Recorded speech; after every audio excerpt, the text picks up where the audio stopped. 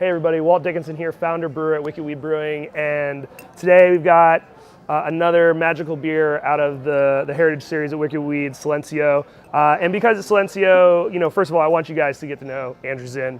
I mean, this is a head blender here at Wicked Weed, guy I basically started the entire program with. We've worked together for 6 years now, basically, and this is a beer we definitely birthed together. So could you tell them a little bit about the beer and how we came to it? So Silencio at one point it started its life with a different name.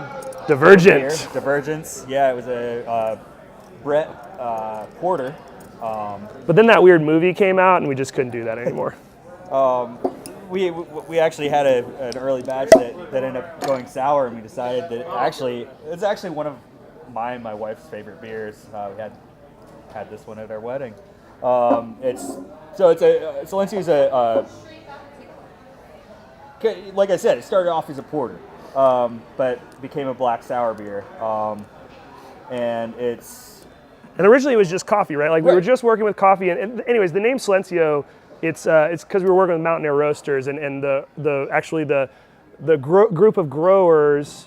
The actually original coffee we were using for it was the grower's name, or the group of growers was Silencio. And now I think we've evolved the actual bean selection, but yet the name's obviously still the same. But it was really about the long-term drink. I think Andrew can probably speak on it the best, is the introduction of vanilla and how that really changed the beer. Right, and so when it changed into a sour beer, to kind of like play up some of that sweetness that was gone from the malt being, having more sugars consumed, we really wanted to, vanilla presents very sweet.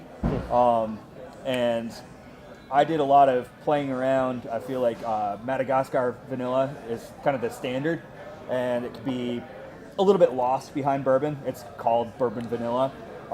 They kind of taste the same, so I wanted something that would accentuate it. So I started looking at different vanilla origins, and this is a blend of a bunch of different ones, but the real driving force is Ugandan beans.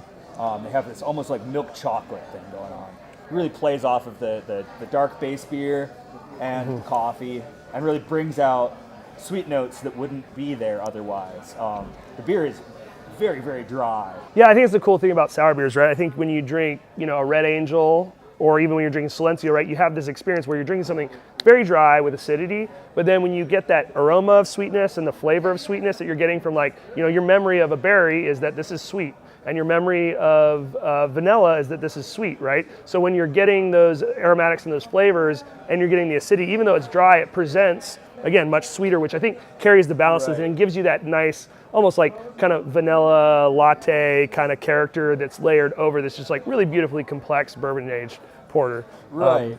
And these are really kind of unexpected flavors. The sour and coffee and chocolate and vanilla working together, right? Yeah, this is definitely one of the nerd beers. Exactly. But it's also one of the more approachable sours we make too. This is the one the bourbon drinker, like the guys who like the bourbon stouts, they'll come over. This is the one they gravitate towards because, we've all had kind of acidic coffee. But anyways, Silencio, a keeper, it'll be around forever. And this year's batch, I think, is probably one of the best we've ever released. And it's in the new bottle. And anyways, this is Andrew. You'll see more of them. Cheers. But thanks for making such awesome beers, dude. Cheers.